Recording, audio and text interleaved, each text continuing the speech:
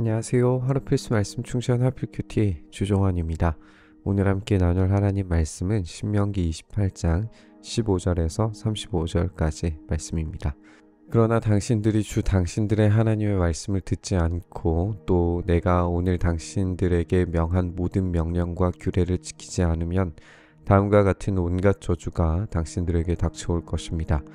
당신들은 성읍에서도 저주를 받고 들에서도 저주를 받을 것입니다.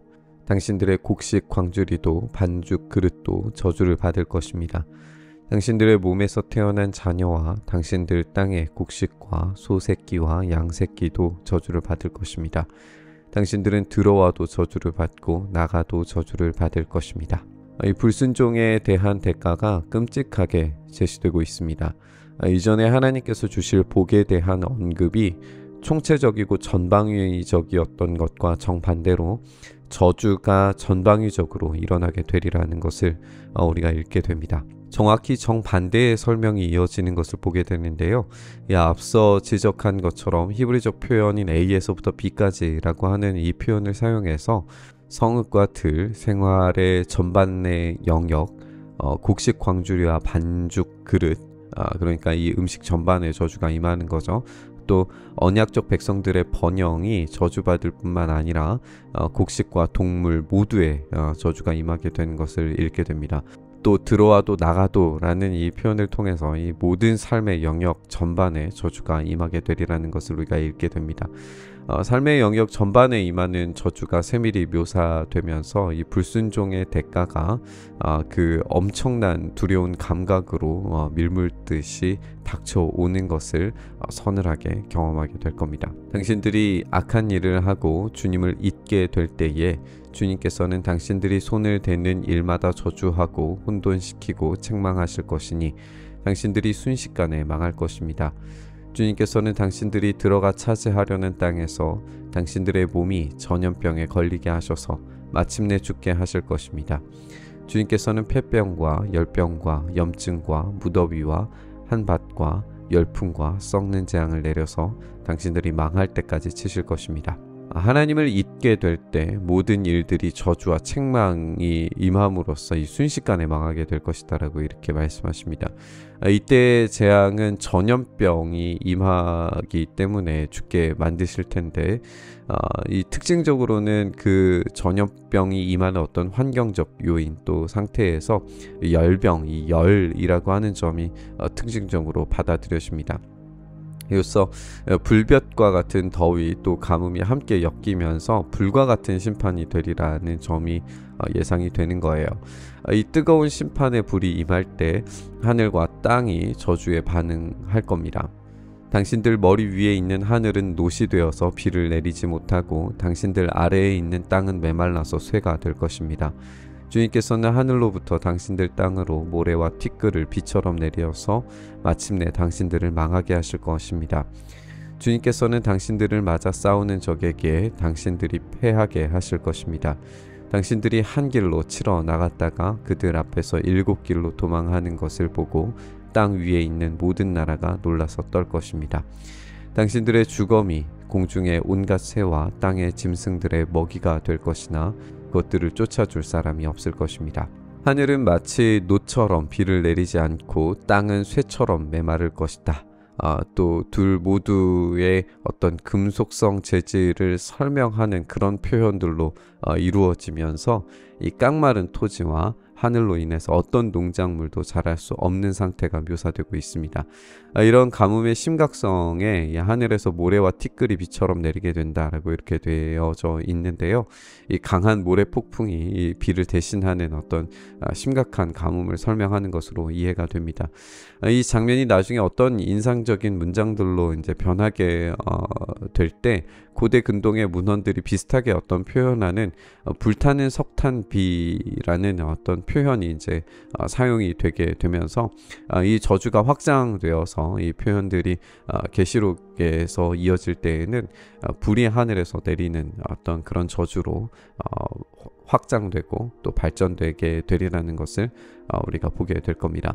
어제도 지적했던 것처럼 이 언약이 체결되는 방식과 과정들을 생각할 때에 왕은 봉신들에게 그 보호를 제공할 의무가 있어요. 하지만 이스라엘이 이 언약을 깨뜨리고 하나님을 배신하기로 할 때 전쟁에서 참패하는 이 끔찍한 결과로 이어지게 될 것이고, 이스라엘의 주검은 새와 짐승들의 먹이가 되는 아주 비참한 지경에 놓이게 될 겁니다. 우리는 예언서들에서 이런 표현들이 계속 반복적으로 등장하는 것을 읽게 될 거예요. 그들은 벌어지는 현상들에서 명령에 불복종한 상태다라는 사실을 깨달아야 했지만 끝끝내 하나님께 돌아오지 않음으로써 파멸을 맞게 됩니다. 주님께서 이집트의 악성 종기와 치질과 옴과 습진을 내려 당신들을 치실 것이니 당신들이 고침을 받지 못할 것입니다. 주님께서는 당신들을 미치게도 하시고 눈을 멀게도 하시고 정신착란증을 일으키게도 하실 것입니다. 당신들은 마치 눈이 먼 사람이 어둠 속에서 더듬는 것처럼 대낮에도 더듬을 것입니다.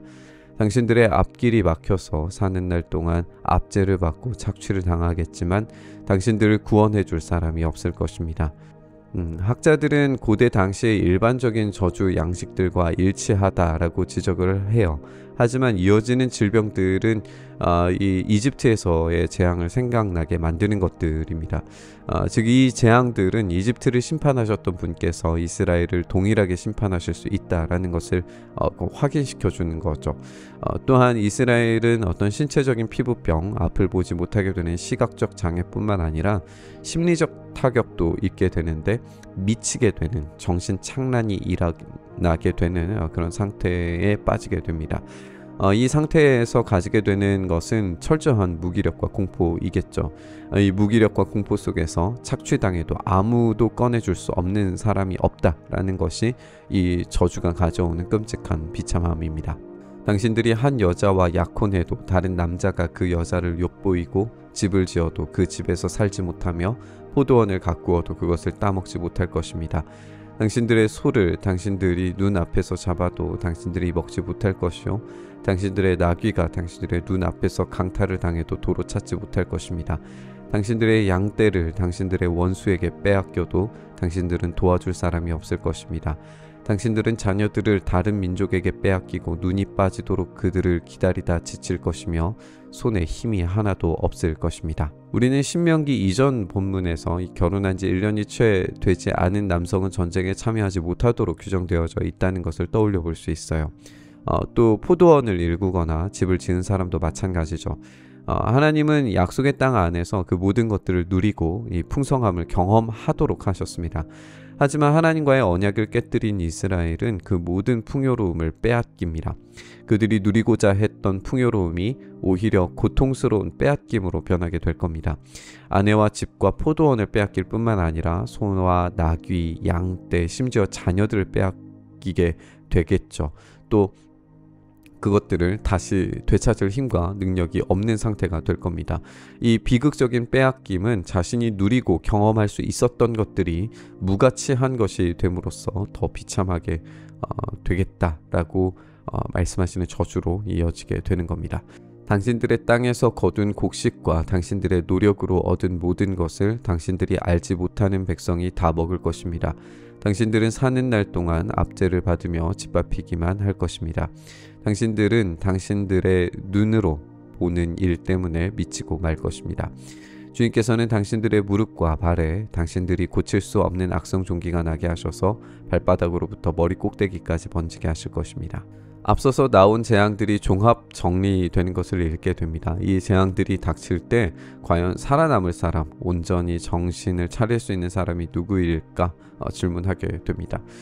이 재앙들이 계속해서 출애굽 때의 사건을 떠올리게 만드는 거라면 바꾸어 말해서 이스라엘이 곧 저주받을 이집트처럼 돼버렸다라는 이야기인 것이고, 그 상태로부터 떠나지 않는다면 하나님께서 내리시는 준엄한 심판에서 살아남을 자가 없다는 말이 될 겁니다. 스스로의 상태에서 떠나는 것만이, 그래서 다시금 순종과 복종의 상태로 돌아오는 것만이 그들이 가질 수 있는 회복의 유일한 수단인 거죠. 재앙의 명시적인 어떤 사건들 하나하나에 관심 갖는 것도 중요하겠지만 그 의미와 의도를 찾는 것이 중요하다는 생각이 듭니다.